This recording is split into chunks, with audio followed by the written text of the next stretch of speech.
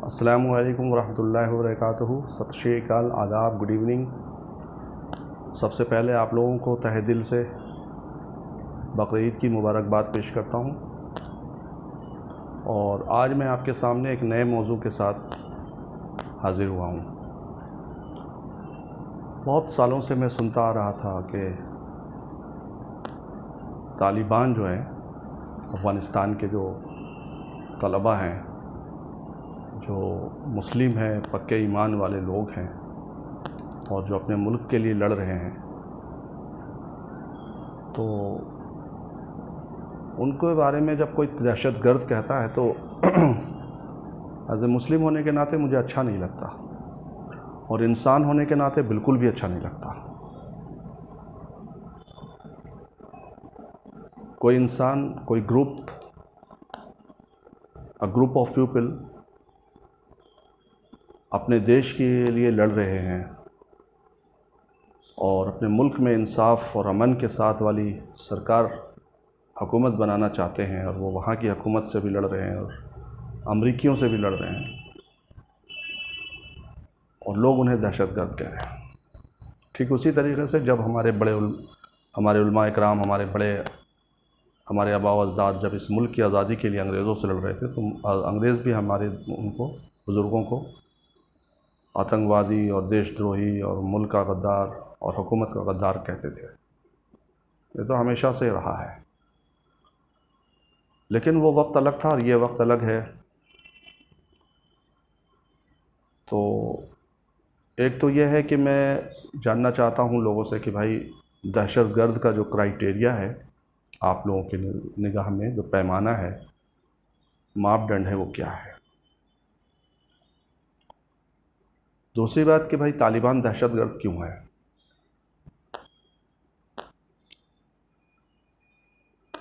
तीसरी बात यह है कि जिस चीज़ को अमेरिका कहता है वही सारी दुनिया क्यों दोहराने लगती है। क्या हम अभी भी दिमागी एतबार से, मानसिक तौर से वेस्ट के और अमेरिका के ग़ुलाम हैं, या अमेरिका सारे लोगों का, सारे मुल्कों का बाप है, जो वो कह देगा हम उसी को वहाँ में हाँ कहेंगे। क्या कल वो अमेरिका हिंदुस्तान के लोगों को आतंकवादी कहने लग जाए, सारे मज़हब वालों को, तो क्या हम आतंकवादी हो जाएंगे? तो क्या हमें लोग आतंकवादी कहना शुरू कर देंगे?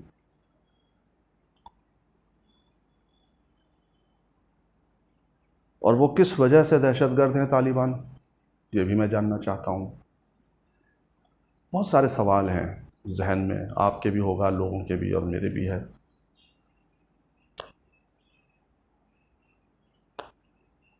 क्या इराक़ में जो सद्दाम हुसैन थे वो भी दहशतगर्द थे? जो फ़िलिस्तीन में लोग लड़ रहे हैं अपने मुल्क को बचाने के लिए, फ़िलिस्तीनी मुसलमान, वो भी दहशतगर्द हैं? तो वेस्ट ने और अमेरिका ने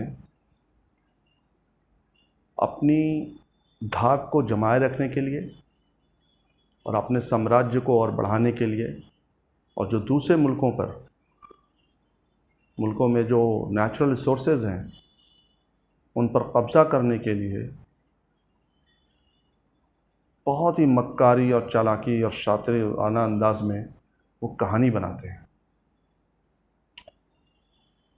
तो आइए आज हम इराक़ के बारे में समझते हैं, फिर हम अफ़गानिस्तान पर आएंगे। वीडियो हो सकता है थोड़ी लंबी हो जाए, लेकिन जानना ज़रूरी है। जब तक मुसलमान तमाम गलत बातों का सवाल का जवाब नहीं देगा, वो सुकून से नहीं बैठ सकता है, रह नहीं सकता है। और कोई जवाब दे नहीं दे, ज़फ़र तो देगा।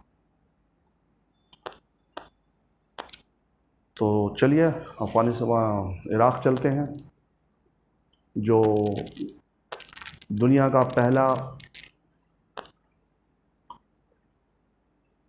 ह्यूमन सिविलाइजेशन था, जिसे हम मेसोपोटामिया के नाम से भी जानते हैं, जिसे सुमेर भी कहते थे, वहाँ के लोगों को सुमेरियन कहते थे। इराक़ पे क्या हुआ था 20 साल तक अमेरिका ने इराक़ पर अपना कब्ज़ा किया, 21 मुल्कों के साथ मिल कर के उसने हमला किया, तकरीबन 30 लाख सिविलियन और फ़ौजियों को वहाँ पर कत्लेआम करके उनके खून की नदियाँ बहा दी। फिर भी वो दहशतगर्द नहीं है, दहशतगर्द इराक़ है, दहशतगर्द तालिबान है, दहशतगर्द मुसलमान है। असल में दुनिया में ईमानदार लोग बचे नहीं हैं, बहुत थोड़े से लोग हैं। तो थोड़े से हैं वो बेचारे डरते हैं बोलने से। आज हर इंसान वेस्टर्न कंट्रीज़ का और अमेरिका की भाषा बोलना चाहता है, उनकी हाँ में हाँ मिलाना चाहता है। अगर वो ये कह दे ना किसी को कि ये औरत तुम्हारी माँ नहीं है, तो बेचारा कह देगा हाँ मेरी माँ नहीं है, क्योंकि उसके अंदर जो ईमान जो है नहीं है, डर है। अमेरिका ने इराक़ पर हमला करने के लिए बहाने बनाए। पूरी दुनिया में पहले एक प्रोपेगेंडा फैलाया इस्लामिक फ़ोबिया का और इस्लामिक टेररिज़म का।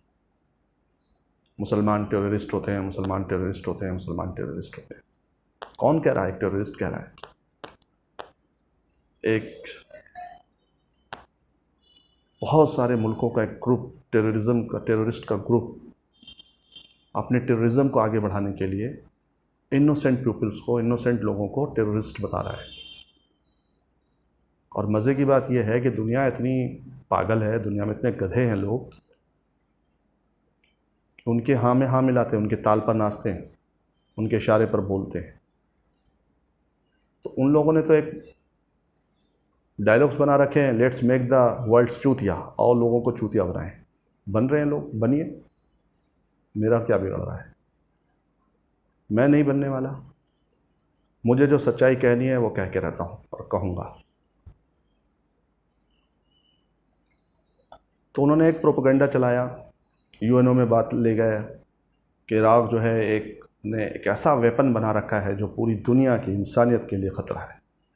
इसे इंग्लिश में कहते हैं मास डिस्ट्रक्शन वेपन,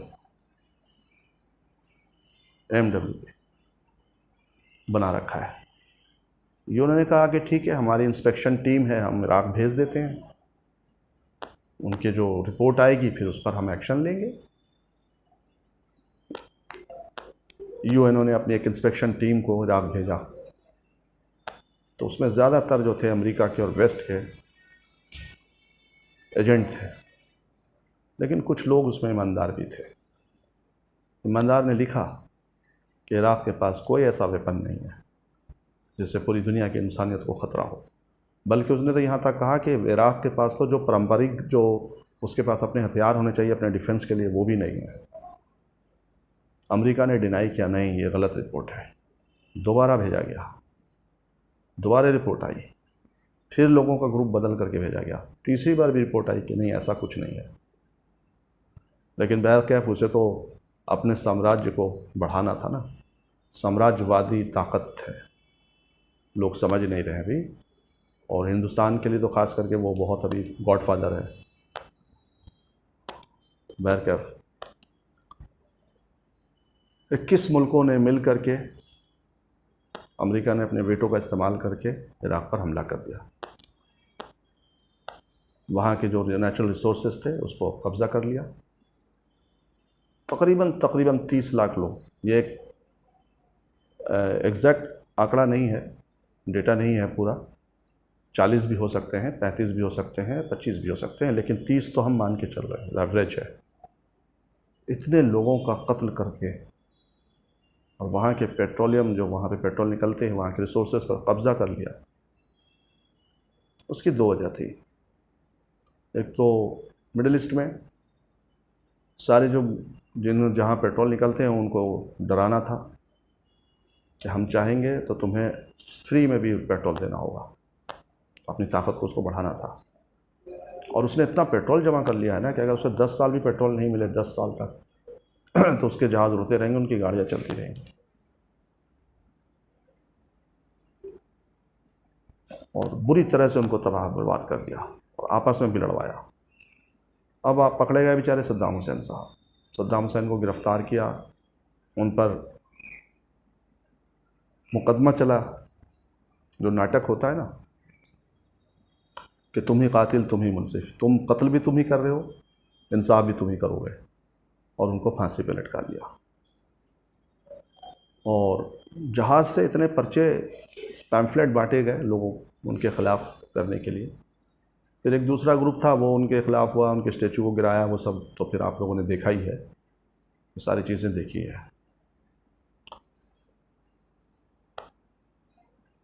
सवाल ये उठता है कि जब वहाँ पर कोई ऐसा वेपन था ही नहीं, तो अमेरिका से आज तक पूरी दुनिया में से किसी के पास इतनी ताकत नहीं है, किसी के इसमें गूदे में दम नहीं है कि वो ये सवाल कर सके कि जब उस पर वेपन नहीं था तो आपने क्यों उस पर हमला किया और क्यों उसके मुल्क को बर्बाद किया।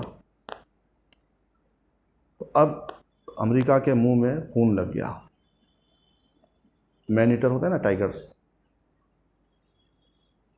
कि जी आदमखोर हो गया, खून लग गया। अब उसने दूसरी चाल चली, वर्ल्ड ट्रेड सेंटर को गिराया, खुद गिरवाया। दुनिया में बहुत बड़े बड़े बेवकूफ़ हैं, एक से एक बैठे हुए हैं, वो नहीं मानेंगे। हमें वो माने ना माने, मुझे उससे कोई फ़र्क थोड़ी ना पड़ता है भाई साहब। जो है जो इंजीनियर्स हैं वो तो जानते हैं कि किसी एरोप्लेन के कॉलम से टकराने से इतनी बड़ी बिल्डिंग नहीं गिर जाएगी। इतनी बड़ी बिल्डिंग कोई छोटे मोटे लोहे के ऊपर, स्टील के ऊपर नहीं खड़ा होता है, उसके लिए बहुत मोटे मोटे स्टील्स होते हैं, और वो स्टील कितने फॉरेन हाइट के ऊपर पिघलते हैं ये इंजीनियर्स को पता है, जिन्होंने बनाया था उनको भी पता है। कह नहीं कोई सकता, क्योंकि यहाँ ईमान नहीं है, डरते हैं लोग मरने से। फिर भी साबित हुआ। उसका इल्ज़ाम लगाया गया उसामा बिन लादेन पर। उसामा बिन लादेन कौन? जॉर्ज डब्ल्यू बुश के अब्बा का दोस्त, जिसने करोड़ों डॉलर का उनको बिजनेस में फ़ायदा पहुंचाया था।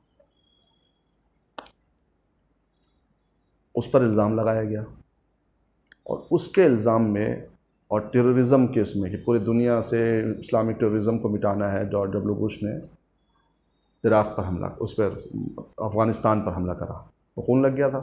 बोले ये तो फिर भी यहाँ पे ताकत थी, यहाँ सेना थी, यहाँ तो कुछ ऐसा नहीं है, तो लुटे पिटे लोग हैं, अभी तो आज़ाद हुए हैं, बस है ही क्या खंडरों के सिवा, अब यहाँ पर कब्ज़ा करते हैं।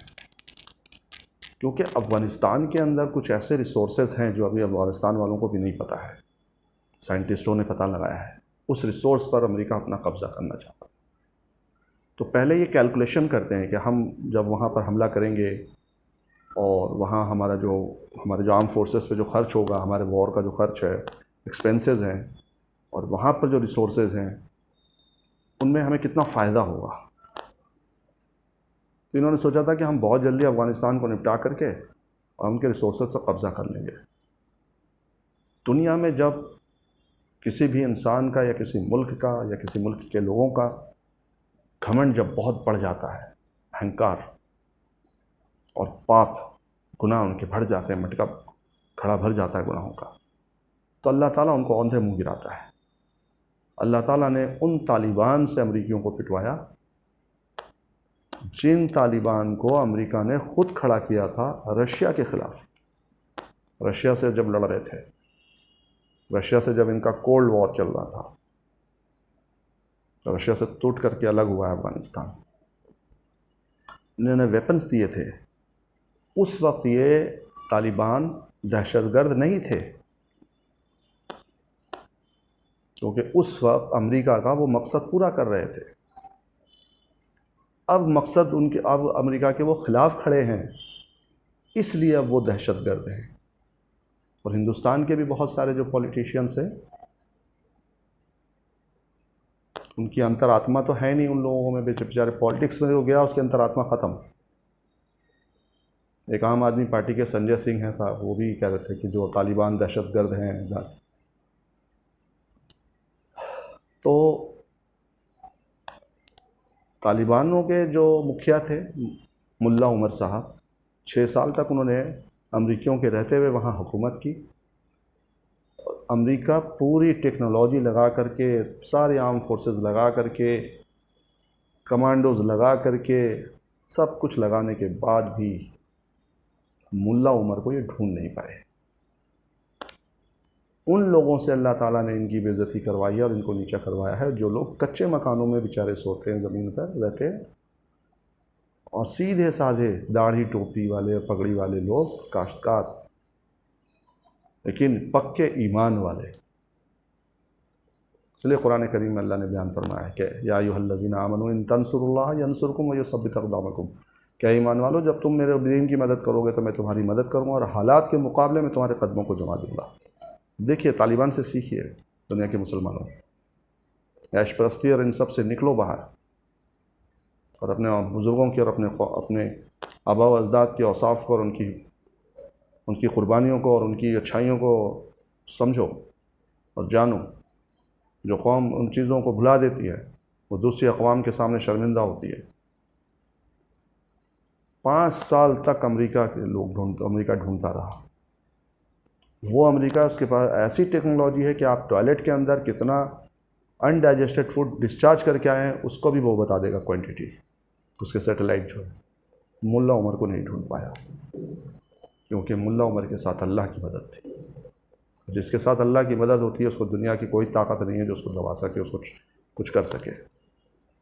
और उस पर से उतनी बड़ी बात यह है कि इतनी बड़ी सुपर पावर इन मुल्लों से, जिनको मुल्ला कहते हैं, हिंदुस्तान के लोग तो मुल्ले मुल्ले बोलते हैं, इन मुल्लाओं से जान बचाने के लिए उनको दावत देनी पड़ी कि आइए हमारे साथ बैठ करके बात कीजिए, पीस टॉक कीजिए, अमन मज़ाकरात कीजिए हमसे, हम इन यहाँ से जाना चाहते हैं।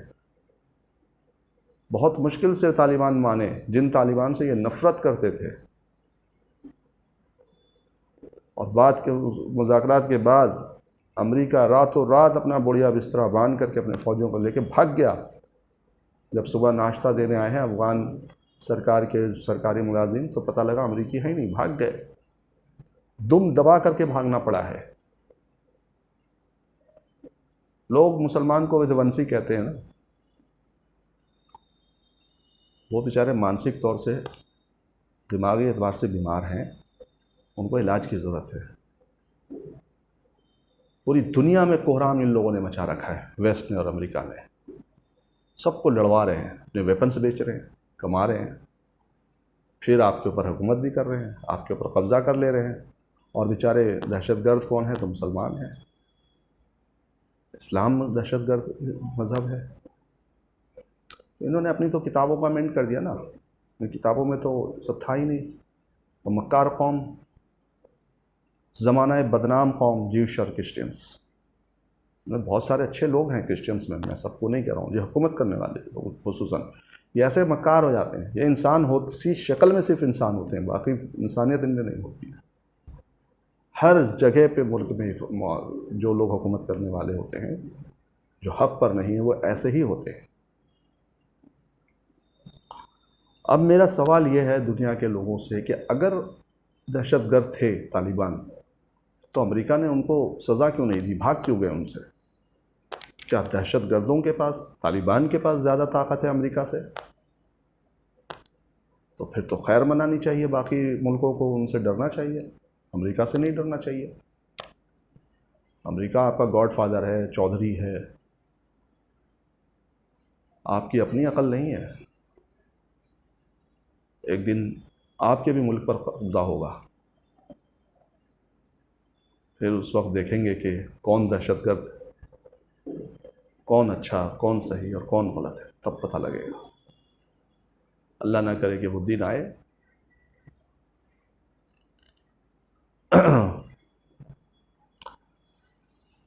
तो हमारे जो सियासतदान हैं, ये क्यों कहते हैं उन लोगों को दहशतगर्द? इनकी क्या मजबूरी है? अगर ये लोग नहीं कहेंगे तो दो तरह से फंसेंगे। एक तो अमेरिका की निगाह में गिर जाएंगे, इनकी इज़्ज़त नहीं रहेगी बेचारे, क्योंकि अमेरिका इनको इज़्ज़त देता है, इनकी अपनी इज़्ज़त कोई है नहीं अपने मुल्क में, क्योंकि इन्होंने काम ही ऐसे नहीं किए जो इनकी इज़्ज़त, इनके लोग इनकी इज़्ज़त करें, जबकि हम लोग करते हैं इनकी इज़्ज़त। इज़्ज़त वहाँ से समझते हैं। दूसरे ये वैसे मानसिकता वाले लोग जिनको दिमाग से, जो बेचारे पैदल हैं, अनपढ़ हैं एकदम, उनको खुश करना है भाई, उनसे वोट लेना है, तो मुसलमानों को गाली दीजिए। मैं तो हमेशा कहता हूँ कि दुनिया का हर नाकाम, वो चाहे अमेरिका हो, हिंदुस्तान हो या कोई और भी मुल्क हो, इनको सत्ता में आने के लिए, कामयाबी हासिल करने के लिए जिस लाइन का है वो, उसको सिर्फ इतना करना होता है कि वो इस्लाम के, मुसलमान के, कुरान के, पाकिस्तान के ख़िलाफ़ बोलते हैं, कामयाब हो जाते हैं। सब एक ही राह पे चल रहे हैं, सब एक जैसे हैं, इसलिए इस्लाम और मुसलमानों को टारगेट करते हैं। मुसलमान ऐसा नहीं करता, इस्लाम ऐसा नहीं करता।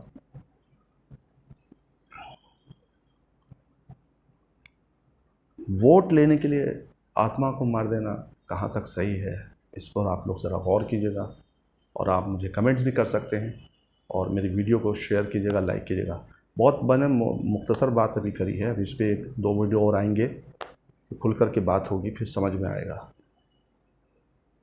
तो और फिर मैं एक थोड़ी सी आपको एक वीडियो दूंगा जिसमें सनातन धर्म के बारे में, यहाँ के लोग बड़े उछलते हैं, सनातन धर्म, सनातन धर्म। तो सनातन धर्म क्या है, और सनातन धर्म के अंदर जो पुराण है, 18 पुराण, और जिसके अंदर मोहम्मद सल्लल्लाहु अलैहि वसल्लम का जिक्र है, 64,000 नबियों का जिक्र है, 25 नबियों के नाम हैं, जो कुरान में भी 25 नबियों के नाम हैं, उसके बारे में भी मैं एक आपको वीडियो दूंगा। आप मेरे वीडियो को देखें, लाइक करें और शेयर करें, इसको ज़्यादा से ज़्यादा आगे फैलाएं ताकि लोगों को जानकारी हो। जब तक के लिए मैं आप लोगों से इजाज़त चाहूँगा। और ईद उल अज़हा की नमाज़ जैसा कि आप लोगों ने सुना ही होगा, ऐलान भी होगा इंशाअल्लाह, जैसा कन्वीनियंट हो आप वैसा कर लें, हमें भी थोड़ा फ्लेक्सिबल होना चाहिए इंशाअल्लाह। चलिए, अल्लाह ताला आप लोगों के सबकी परेशानियों को दूर फरमाए। अल्लाह हाफ़िज़।